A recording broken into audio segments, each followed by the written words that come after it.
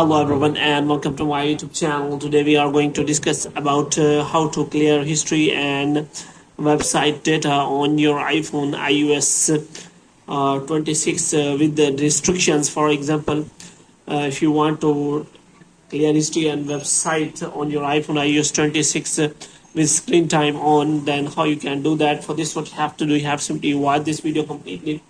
So first of all, I will tell you how you can turn on the restrictions for clear history and website data. For this, you have to go to screen time, and here you have to simply search for content and privacy restriction, and you have to turn on this toggle. As you turn on this toggle, you have to provide the passcode, and after providing the passcode, you have to simply check whether it works or not.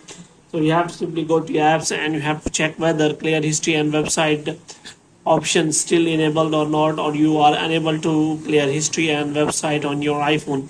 So here you can simply see that as you have turned on clear content privacy and restrictions, that clear history and website data has been grayed out. Now if you want to clear history and website data with screen time, then you have to simply go to screen time again, and in this time you have to look for content and privacy restriction, and you have to turn off this toggle.